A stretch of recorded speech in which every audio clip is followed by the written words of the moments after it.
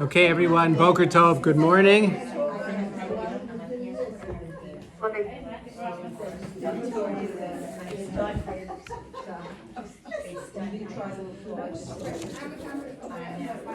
Good to see you all this morning.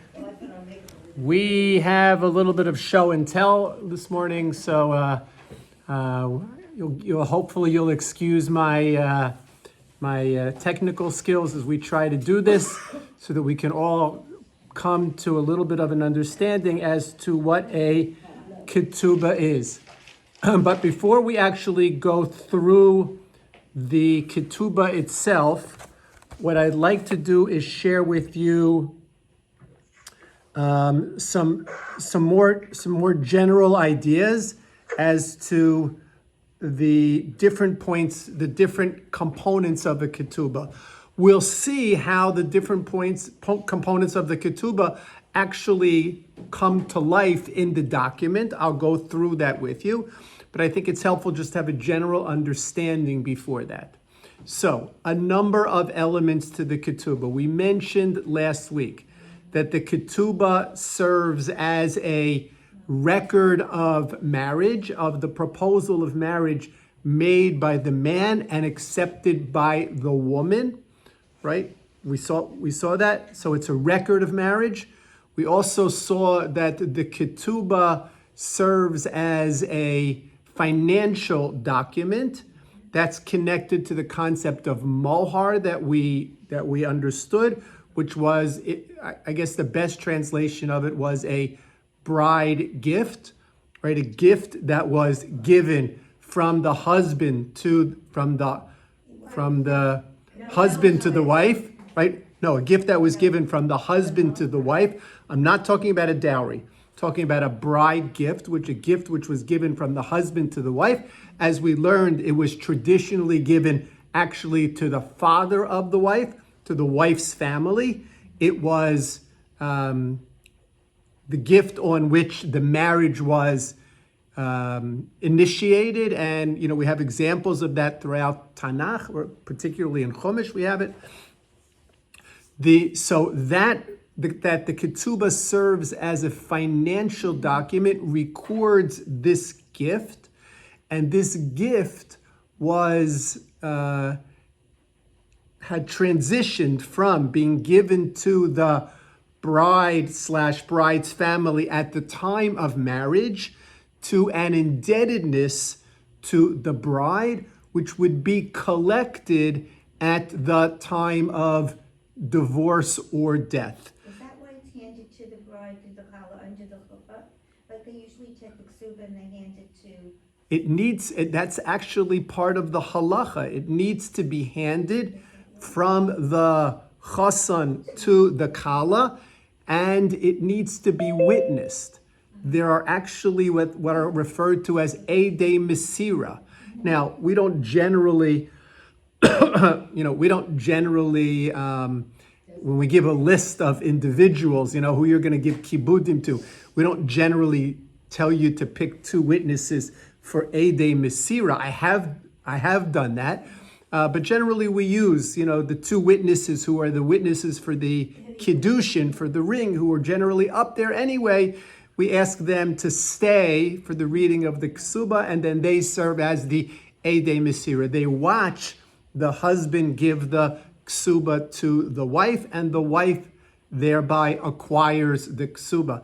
The document belongs to her. This is now her, literally, shtar chov. Her document, her legal document, attesting to this financial obligation of her husband. And in the days when we were governed by Beis Din, presenting this legal document would be her way of collecting this indebtedness. Having this legal document was the way in which she protected herself, right? Because without this legal document, she was very vulnerable. The husband could simply divorce her and claim whatever he wanted to claim, and she would have no proof to the contrary. We have a general principle in halacha that says hamotzi mechavero alav haraya, which means in a monetary case, the burden of proof lies on the shoulders of the claimant, right? I get the claimant against the other party. So if I'm claiming that Ruvain owes me money, I'm the one who has the burden of proof to show that indeed that is true, that he owes me that money and that he hasn't paid me that money. So if the woman is now attempting to collect this debt from her husband or from her husband's estate, the burden of proof is on her, which is why we say that if the woman doesn't have a ksuba, if she's lost her ksuba, that they are not allowed to be together as husband and wife if she has lost her ksuba for that reason. And another ksuba needs to be written. There's a fascinating historical record. Let me see if I can remember this. When the Jews of France needed to flee, and they literally left everything behind and moved to, not exactly sure where they moved. And the Rashba, I think it was the Rashba at the time, said that husbands and wives are not allowed to be together until every husband writes his wife a new ksuba. And when I read this, I thought to myself, whoa, we're living through this again.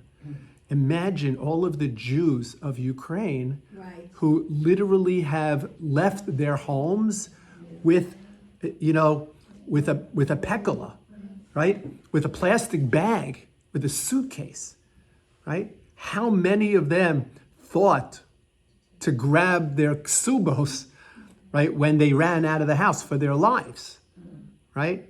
So this is all part of this tremendous, beyond comprehension process of Hatzalah here, literally of not only giving these Jews who have run for their lives, giving them the basics of shelter, food, and clothing. They have no paperwork. Maybe they have a passport. Maybe. Right? Maybe a driver's license. But no paperwork. So we have all of that needs to be recreated. And imagine now the ones who are going to live in Israel. They have to prove that they're Jewish, and how do they do that? It's a nightmare. It's a nightmare that pales in comparison to the nightmare of after the Shoah. But nevertheless, after the Shoah was a nightmare. People had nothing. No, and those who survived had nothing. Betty. It was more than nothing. They didn't have a body to know that you're a widow or a widow to remarry. Correct. Absolutely right. Yes, we're talking about, right? Because it was the rare couple that survived the Holocaust, right? It was the rare couple that survived the Holocaust. But people had nothing, including no proof of a death of a spouse, right? So this is, we are living through another period of time where this is so relevant. Okay, anyway, so financial obligation. No escalation clause. Right, hold on. We didn't get into costs yet. We're gonna learn about what is that financial obligation. We're gonna talk about it, but it's a financial obligation which is payable at the time of death or divorce. Right? That's the financial obligation. And that's specified in the ketubah, which is basically either a life insurance payment at the time of death or an alimony payment, maybe alimony payment at the time of divorce. Okay? Brenda, go ahead. I don't remember knowing that it's stipulated in the ketubah how much. Is it? It stipulates very clearly how much. Let's get to that. We're gonna talk about how much. We're gonna talk about how much that is. Okay, but again, that's only a piece of this. In other words, a piece of the ketubah is the financial obligation. The financial obligation is actually broken down into several pieces, which we're going to analyze. The main piece, which is called the Ikar Ksuba. Ikar, the word Ikar means main. The Ikar Ksuba. Then the Tosefes Ksuba, which is the additional commitment that a husband makes to his wife. We'll talk about what that is and why that is. And we'll need to look at those pieces. So those are the financial pieces. Raylene. Does the ketubah also protect the woman against any other man coming to go after her? In other words, is she less vulnerable in society if she has a ketubah? Does that protect her, or she's equal? No. You mean any other man coming after? What does that mean? Because that would be adultery. So if a man commits adultery with a married woman, is he liable to be stoned? Correct. Is he No, a man can only commit adultery with a married woman. Right. So does this protect? This doesn't protect. I mean, she's married. The ksuba, to the extent that the ksuba is an indication of marriage, but that's not the primary purpose of the ksuba, The reason I'm saying right? that, it would protect her in the Jewish community, because if another man rapes her or takes her. But it was known. In other words, it was really known who was married. In other words, that was clear, right? So The it's ksuba was not. The ksuba was much more of a document, as a legal document of indebtedness. It's much more of that than it is a ring, a proof of marriage. But it does contain within it that proof of marriage. Okay, so these are the things that we're going to be looking for in the ksuba. I remember remotely that years ago in the 60s in camp, they would have these mock marriages. And the question, they did away with it. They don't do it. And they had a fair, and one of the booths was you get married. And I think there was an incident where the way the kids got, and they were kids, 12, 13, 11, that they were considered married. Right? Wasn't there a case? So basically what I don't know of any such cases like that, but basically what you're referring to is the absolute lack of necessity for any formality to this wedding other than a man as defined by a male over the age of bar mitzvah giving to a female defined as a female over the age of 12, an object of value witnessed by two male adults and given willingly by the man and accepted willingly by the female. No ketubah. They were just standing to make believe. Correct. That's correct. That is all, right? Theoretically, that could happen. Right? It did. There was a case. Okay. All right. Now, so let's go. But that's not all. The ksuba does not only refer to those items, because as the Rambam puts it, and we're going to go through this, which is a fascinating way to think about it, the obligations of marriage fall into the following two divisions. The man's obligations towards the woman and the woman's obligations towards the man. Okay? So in the email. Now, okay, I'm just going to ask you if you are, Yes, listen to it. and I'm just going to do that. Okay. So we have we're going to look at the following. There are, interestingly, we'll see, there are 10 obligations of the man to the woman and 4 obligations of the woman to the man. Okay? 10 obligations and 4 obligations. We're going to go through them and we'll see how these obligations, when we actually go through the wording of the ksuba, which I promise, B'li Neder, we will do today, you'll see how these obligations are manifested in the ksuba. Okay, so let's go through them. Okay, number 1, we're going to start with the husband's obligations. These 10 obligations. Number 1, financial support. Financial support. What does financial support mean?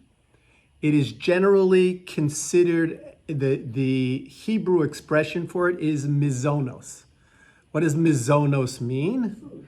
Mizonos means food. And again, so let's understand the obligation of mizonos is an obligation that goes beyond the dollar amount or the shekel or the zuz or the zakuk amount, which is mentioned in the ksuba. Mizonos has nothing to do with the ikar ksuba or the tosefes ksuba. With the financial specificity of the ksuba, mizonos has nothing to do with that. The ksuba doesn't say what mizonos must be. It was a given. It was assumed as to what mizonos must be. What are those assumptions? So here we actually get to Tina's escalation question. Here we have two operative principles. The two operative principles are that the woman is entitled to no less than the man provides for himself, and that the woman's position is elevated together with the man's, but does not go down. Right? So what does that mean? How do we understand that?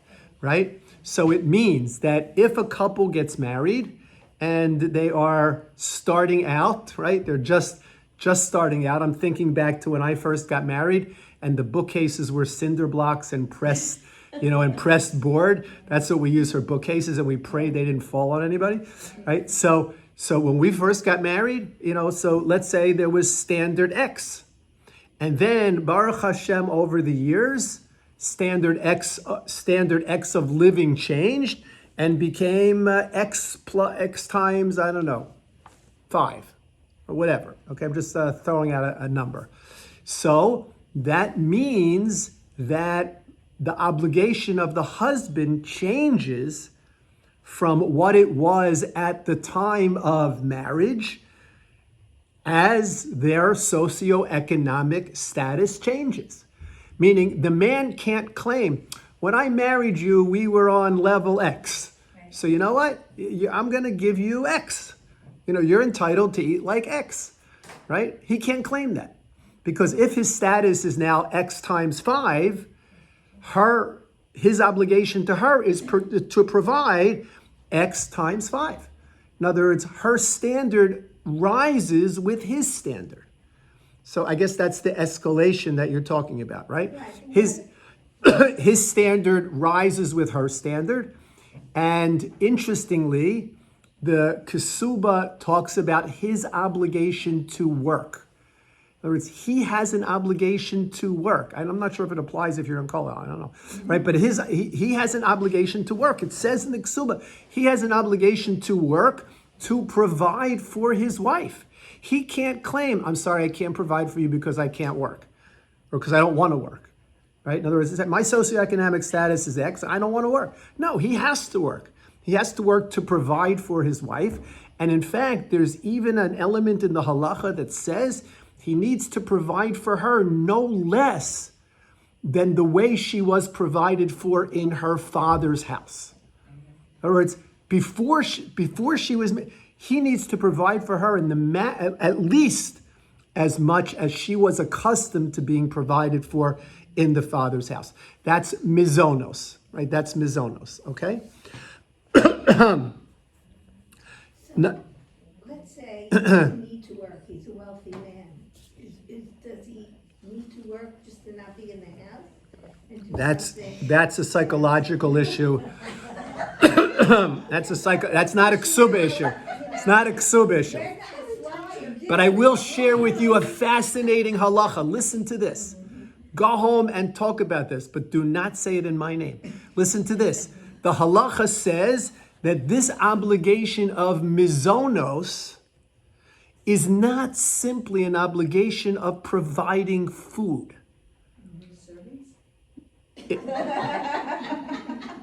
It means it's also an obligation of eating together. That the element of mizonos is not just simply I'm going to call Uber Eats and have food delivered. That the obligation is we're going to sit and we're going to eat together, because that's part of mizonos, is to sit and eat together. Now there are of course exceptions, meaning if a husband's job or his learning schedule or something like that does not have him available at the time of meals, okay, that's one thing. But if he's available at the time of meals, because what the halacha was dealing with is a situation where the husband said, you eat in that room, I'm going to eat in this room. That you're not allowed to do. The halacha says you're not allowed to do that, right? You're supposed to eat together. That's part of mizonos, okay? Interesting. More relevant to today's world, in the world where women are professionals and working, and some men choose to be house husbands, or in the kollel paradigm. So how does that work in the traditional ketubah setup? Okay, again, it's the same thing. In other words, you mean how does it work in general or regarding mizonos? You know what? Hold on to that question, so because we're gonna come back to when we talk about the woman's obligations to the man. This is only one. Obligation number one is mizonos. Obligation number two is clothing, right? Clothing. That it's referred to as ksus. Ksus, the word ksus. Sorry if I'm pronouncing it in a way that some of you, right, don't hear, right? Ksut, right? Ksus is clothing, and the husband has an obligation to provide clothing for his wife. What level of clothing? What level of clothing is that? He needs to provide for her clothing the level of their socioeconomic status viewed from the community in which they're living. Right? And right? In other words, that is the husband's obligation. He has an obligation to provide that clothing for her. Okay? Be careful where you live. That's what I'm saying. That's such a tricky one. Because, Correct. I mean, Very there's tricky. clothing and then there's Clothing. designer clothing. Right. And if you say my socioeconomic thing needs me to be wearing Chanel all the time, it's in the ketubah. Okay, so again, let's understand, right? By the way, I also do divorce counseling for any of you. So let's just understand, right? The ksuba is a document that presumes a functional marriage between a husband and a wife. Okay? In a functional marriage between a husband and a wife, these issues are going to be negotiated. Sometimes with the help of a mental professional, right? That's what therapists are in business for, right? In other words, listen, there are lots of times where there are conflicts over clothing, or I should say more often, conflicts over money, right? Spending money, right? Right? How to spend it, right? Conflicts over that, right? These things need, right? In every relationship, there are going to be these bumps. The ksuba presumes a functional relationship between husband and wife where they can resolve these issues among themselves. If they can't resolve these issues among themselves, so then, do we need to resort to the ksuba? Maybe, I don't know. But the understand that, it's the ksuba was not here a document for the wife to say, I'm entitled to designer clothing. That's what it says in the ksuba. It's not what it was for, right? The document is there to ensure that the husband provides for his wife as he is obligated to, right? Beyond that, call a kavod, right? If he wants to do more than he's obligated to, call a kavod. This is a document of minimum requirements, not a document of maximum requirements. Is this explained to, I don't remember this being explained to me. I learned it in school, that's the benefit of going to an all-girls school. But I don't recall any of this being imparted to me or to my kids before they got married. When you sit down with the rabbi and you talk about yourself so you can make his speech, is it ever, do you ever lay this out for them? No. So the only time you refer to this is for divorce. Part of the reason for that is because the ksuba is basically a non-enforceable document today. So it is, so although the ideas of the ksuba are important, and it's probably not a bad idea to talk about this, the ideas of the ksuba are important from a legal perspective as to how the ksuba, could the ksuba ever be enforced. I don't think there's a single case, in case history of the ksuba being used as a document of financial or other obligations. Now, Right, or leverage, now, not even leverage. I happen to be a big believer that I happen to be a big believer in premarital, careful, counseling, right? I happen to be a big believer in premarital counseling. That because I personally believe, and my experience has sort of confirmed that a young man and a young woman are often ill prepared to negotiate the challenges of marriage. Consider that 1 out of every 2 marriages ends in divorce in the general community, and we're approaching that in the Jewish community. It sort of confirms that, that this is an issue. Now, not every marriage is meant to be. We understand that. Not every marriage is meant to be. But at the same time, there are lots of marriages that could have been saved if rabbis, parents, pushed for couples to go to premarital counseling, which is basically to learn the skills that are necessary to negotiate relationships. But isn't that what they do? I mean, I know my kids do this because they're cousin and college teachers. This is part of their program that they do. Theoretically. But Should- most chassan and kala teachers are not mental health professionals. In other words, most chassan and kala teachers, they cover the laws of Taras HaMishpacha. They have the shmooze, right? But there are other things they. Hopefully there are other things that they transmit as well. Hopefully.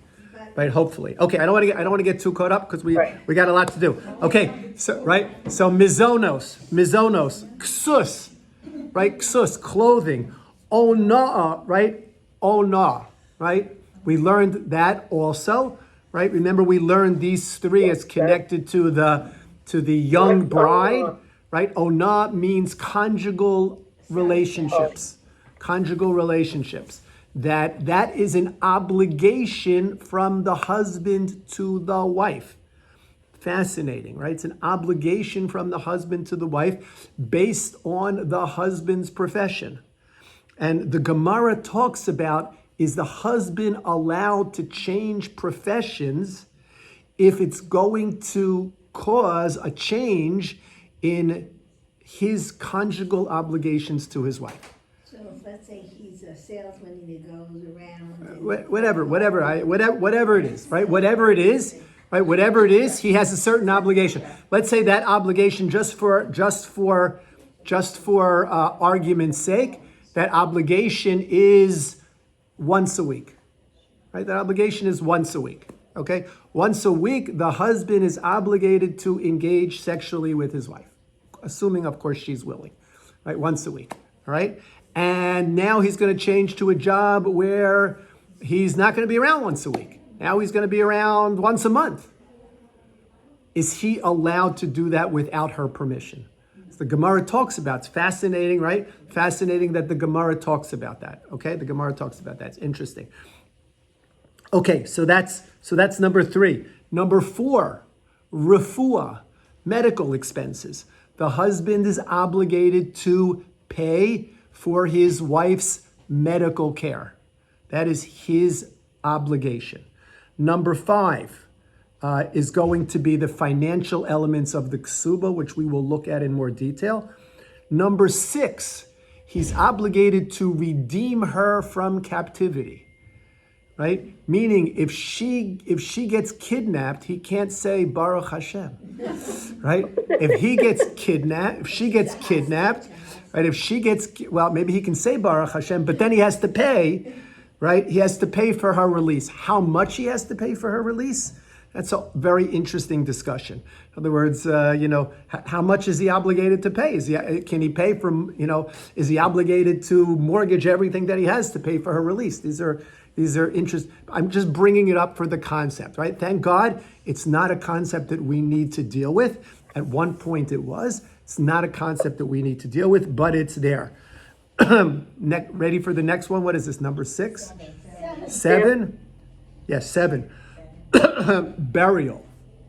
The husband is obligated to bury his wife after she passes away, right? The husband is obligated to bury, he's obligated to pay, right? I thank you for catching that. He's obligated to pay for the burial costs for his wife, right? That's his obligation. Number 8, he is obligated to pay for her housing after he dies until she remarries. And if she doesn't remarry, He's obligated to pay. He has to provide housing for her commensurate with the level of housing that he provided for her while alive. That obligation is a debt that his estate has to carry until she remarries. And if she never remarries, in perpetuity. Okay, in perpetuity. Okay. Think about that. That is a huge responsibility, because that's a debt. And if you remember what we said, debts are collected from estates before inheritance. So this debt has to continue to be paid from the estate, meaning the children have to pay for this. And you can probably imagine how challenging that can sometimes be. Okay? Now, it's one thing if it's their mother. It's another thing if it's not their mother. Right? It's another thing if it's not their mother. Right? In other words, let's say that this is a second marriage, right? A second marriage, and there's no children from the second marriage, and now the husband dies, so the first children, who might not even have gotten along with the husband's second wife, they have to pay for housing for her, and we'll also see they have to continue to pay for mizonos for her, right? So her claim to this estate is a very strong and significant claim. So it's true, she might not inherit her husband's estate, but she might actually be entitled to most of it. She might actually be entitled to most of it. Okay, number 9. Listen to this. This is fascinating. Number 9. From the estate of the husband, he is obligated to pay for the maintenance of their daughters until their daughters get married. In other words, not just for the wife. The debt from the estate is not just for the wife, but it is also for single daughters until they get married. not sons, daughters. Not sons, daughters. Sons go out to work. Sons inherit. Right? And sons inherit, correct. Okay? And, right, so we have, if you think about it, the two main objections that we mentioned, what happens to the wives and what happens to the daughters, are actually both provided for in the ksuba with a financial obligation that has prior claim to the estate before anything else. So the Chachamim built into this document these provisions.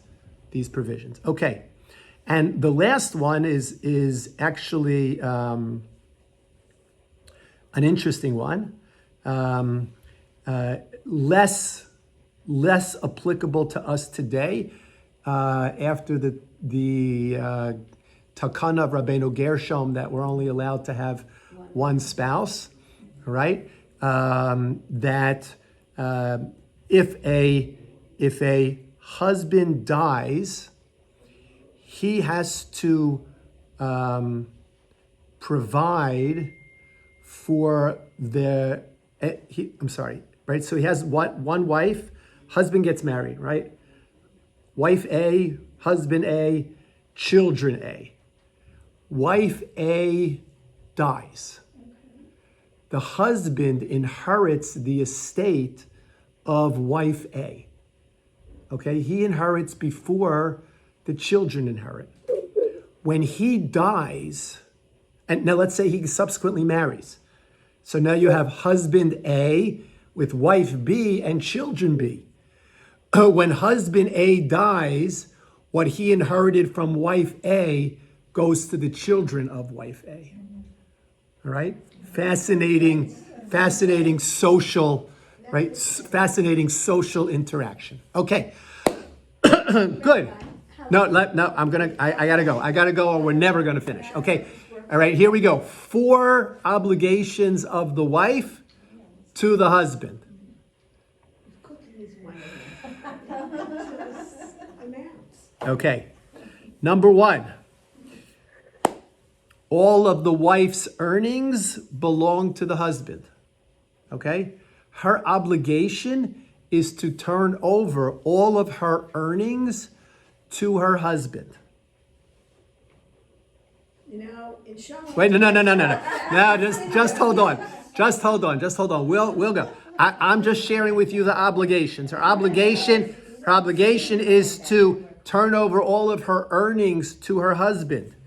Including in that obligation is an obligation to provide household work, meaning to clean and to cook, right? That is an obligation of the wife in this relationship, right? According to the way his mother wiped it. Right? So bad. That's a delicate point. to clean and to clean and to cook, right? To clean and to cook. Interesting question. Is she entitled to household help?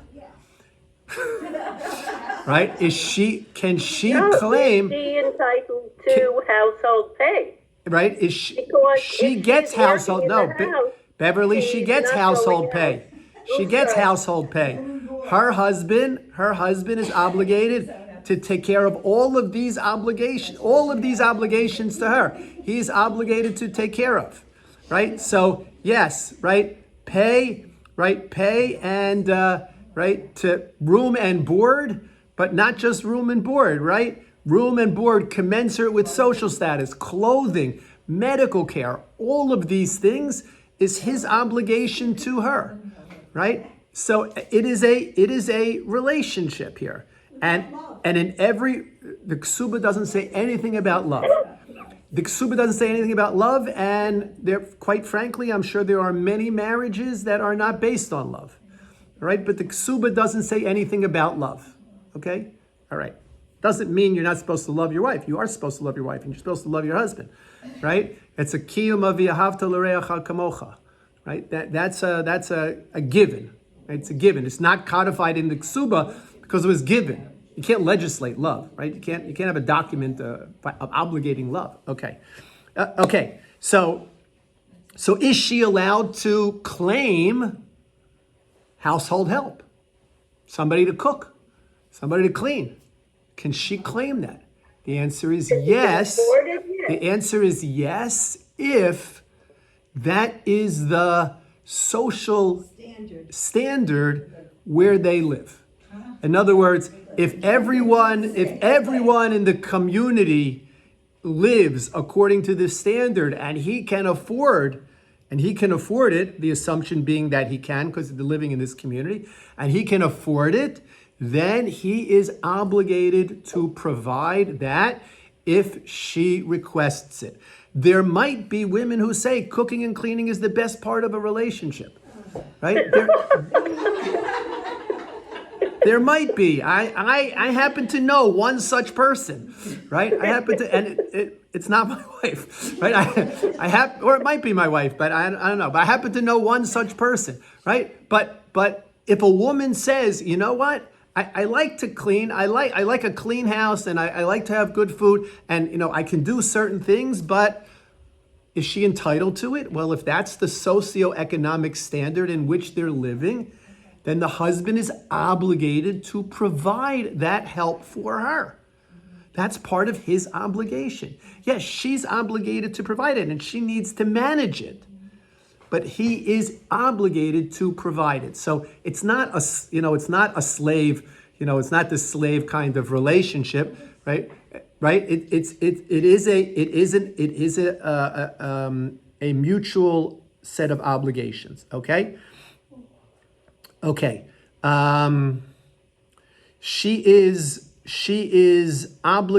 Part of her obligation is that after she passes away, her husband inherits her. Right? That's part of her obligation, goes to her husband. Part of her. But what does she have? If everything she earns goes to him while she's alive, what do you talk about? Oh, so Betty is asking an interesting question.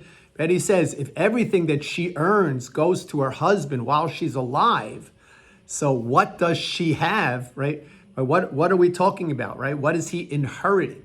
So we know that a woman comes into a relationship with certain possessions. The earned income, what she earns or what she finds, does indeed belong to the husband. However, what she brings, what she acquired prior to their relationship, belongs to her. And she is entitled, that is her estate. She's entitled to that. Whatever she brings in, let's say she comes in with a trust fund of $1 million, right? That's not her husband's. He might be entitled to he might be entitled to use the interest from that fund, right? And there are things called, maybe you've heard the term nichsei mulug or nichsei tzon barzel. These are halachic terms that refer to different kinds of property or accounts that a woman brings into a marriage that she's entitled to keep and she's entitled to use independent of her husband. Okay, so she does indeed have that. Raylene. If her father dies and there are no sons, she could inherit his estate. She could inherit his estate, but at that point it goes to her husband. So If she is married already, it goes to her husband. If it's before she's married, she keeps it. So whatever she gets while she's married to him belongs to him. Correct. Okay? She can't leave anything for her children.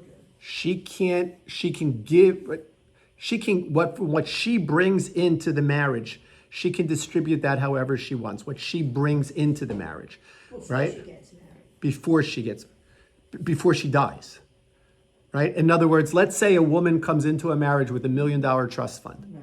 So if she doesn't do anything with that $1 million trust fund and she dies, that $1 million trust fund goes to her husband. But what about her kids? The kids can't get anything? She can create a way to distribute that to her children. We're not even touching yet or this whole concept of a halachic concept of will. We're not trusting that. Okay, now I want to stop here because those are the guidelines. There's an interest. No, we're not stopping here. No, I want to. Did I get 4? No, not 3. No, No. we did Yeah, 2. you only had 2. Earnings belong to the husband. Earnings belong to the husband. Beneficiary. Household work, That bothers me. right? Household work, inheritance, right? And any income accrued from her possessions. That's what we were referring to before, right? That's her obligation. No, hang on to the questions now, because I can't ask you to bring ksubas back another time. I want to go into this. Okay, how does all of this manifest itself in the ksuba? And a side question that we're not going to deal with, and that is, what if a wife says, I would prefer that you don't provide any of these things for me, and I'm going to live off of my income. I'll take care of myself. Is that a halachic option? Right? Can a wife say, I forego all of your financial responsibilities to me, and I will live off of my income, and since I'm forgoing the financial obligations that you have towards me, so you are no longer entitled to my income. Is that is that a halachic option? All right. So the answer is it is a halachic option. It is a halachic. It's a complicated halachic option, but it is a halachic option.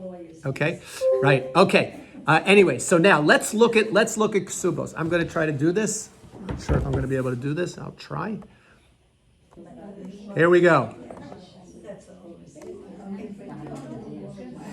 Okay, do you have that on the screen? Can you see that?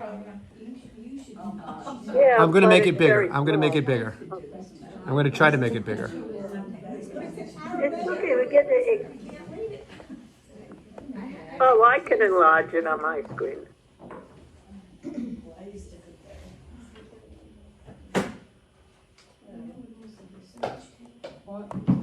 Okay, this Okay. you have in front of you.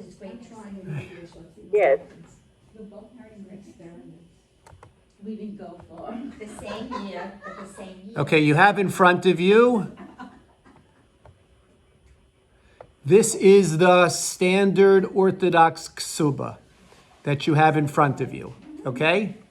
The first part of the ksuba, you see where the blanks are. Can you see my cursor there? So you see where the blanks are? Guys on Zoom, can you see that my cursor, my arrow? Yes. Okay, so these are, the blanks need to be filled in, and the first part of the ksuba is simply the details that make it your ksuba as opposed to anyone else's ksuba. So I'm going to show you, let's go, let me just, right, so look at this ksuba, look at this ksuba, all right, it's not always done this way. Right, but this is your parents or yours? This is Sue's ksub. I won't show you all the additions that are here. All right, but if you look, you see the names, right, are enlarged. All right, it's not done on a standard ksub. No, it's fine if your names are not enlarged. Right, it's fine if your names are not enlarged. They're just enlarged here because it is aesthetically pleasing. Right? Remember, this is a legal document, right? A legal document. All the people who hang their ksubos up on their walls, it's like hanging your lease document or your life insurance policy up on the wall. Okay, but here, let's go through it. Be'echad b'Shabbos. On the first day of the week, that means a Sunday. Sue got married on a Sunday. Tish'a asar yom lechodesh av. She got married on the 19th. Are you okay with me doing this? On the 19th day, I guess I should have asked first, right? On the 19th day of the month of Av, right? And every ksuba will have the day on which you got married. Shnas chameshes alafim shva me'os ushloshim v'chamesh. 5,000. That's chameshes alafim, 5,735. How many years ago? 1975. Right, 1975. But the date, the year is in Hebrew, 5,735. The sound is not good. What, Beverly? Sounds not good, she said. Come to class. The sound is not good. I'm trying my best. There's Come to some. class. I hope you can still hear me. Some problems with the internet. I don't know. Okay. Librias Olam, right? Librias Olam, according to the creation of the world, 5,735 years since the creation of the world. Leminyan, the way in which we count. Oh my gosh, I lost everybody, I guess, huh? Let's just keep going. Okay. So the Minyan Shanu Monin Khan, according to the count that we make here, Ir in the city of Lawrence, New York. Right? Now, this is a big deal for rabbis, right? The date is going to be pretty standard. In other words, we just have to look at a calendar. But when it comes to the city, people get married in all kinds of crazy places. And we need to figure out what to write there. In other words, it's not just, the city is called Lawrence. Question is, how do we spell Lawrence? I have a wedding coming up in Cedarhurst. I'm sure you know plenty of people who got married in Cedarhurst. There are 4 ways of spelling Cedarhurst. Cedarhurst is not a Hebrew word, right? It is it's a secular word that has to be transliterated into Hebrew, and there are guidelines for transliterating. There are Yiddish guidelines for transliterating. There are Hebrew guidelines for transliterating. So, for instance, in a Ashkenazi ksuba, New York will be written Nun Vav Aleph for new, and York Yud Aleph Reish Kuf.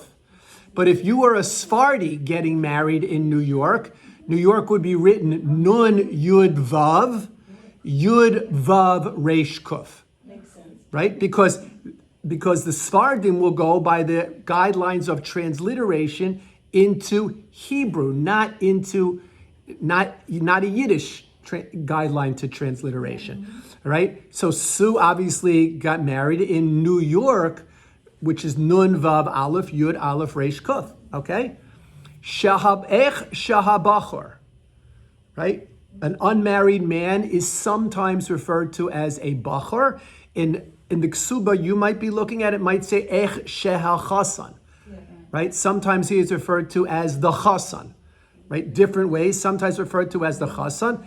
Ech sheha bachor El Yaleib. That's his name. El Yaleib. I know nothing I can do about it. Right? El Yaleib.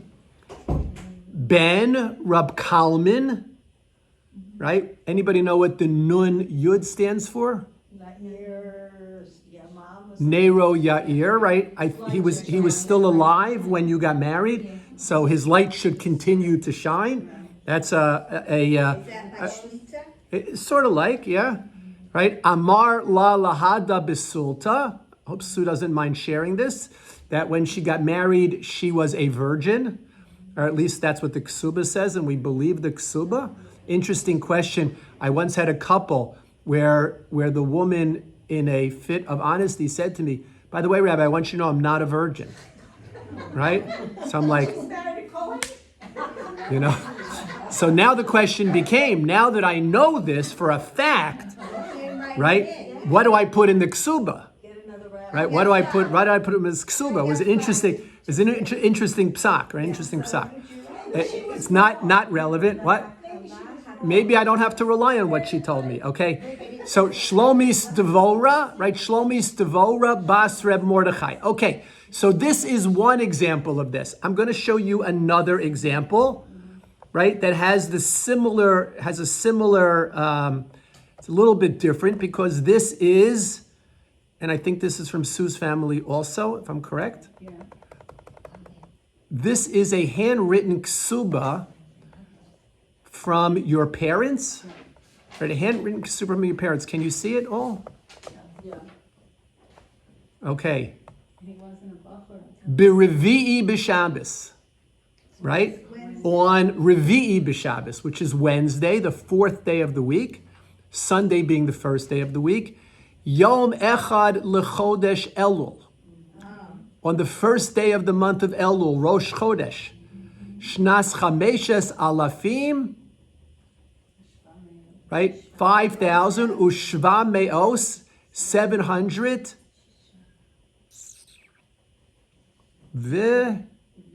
Sheish maybe? Vishisha. It could be Vishesh, I think. Something with Riyadh. Right? Libria, right? So 5,706. Does that make sense?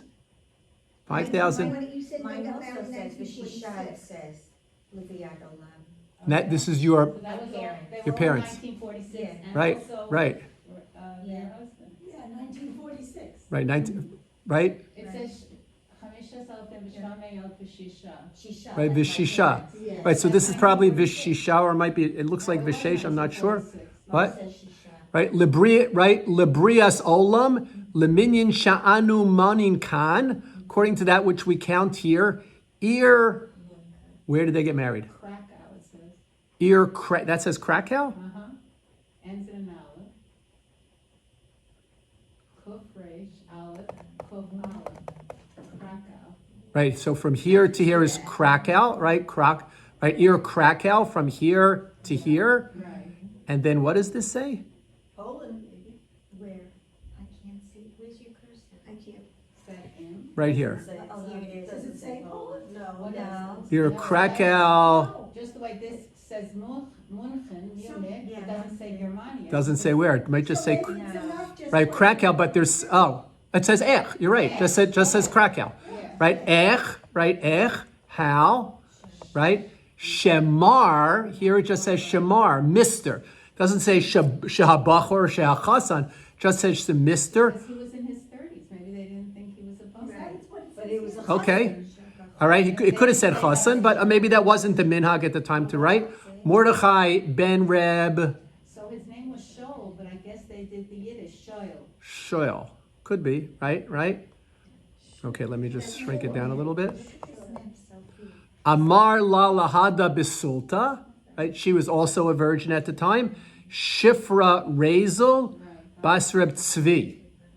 All right. So again, you have the same pattern. Every ksuba begins with this same pattern, right? Where there's Hebrew names and date and place, regardless of whether it's printed or handwritten or calligraphed. It's every ksuba is specific to the couple getting married. And because it is a legal document, it needs to have this specificity. If it didn't have a date and a time a date and a place and names, it wouldn't be effective as a legal document, right? So that is what's contained here in this ksuba.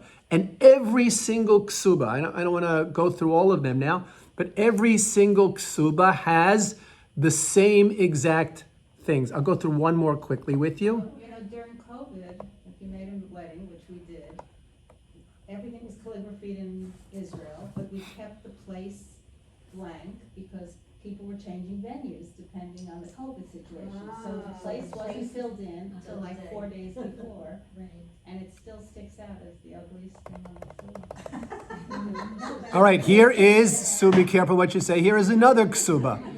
Right, I don't even remember whose ksuba this is. Maybe one of you will remember. All right, here you have, this is like a standard printed, ksubos that we use today. Right.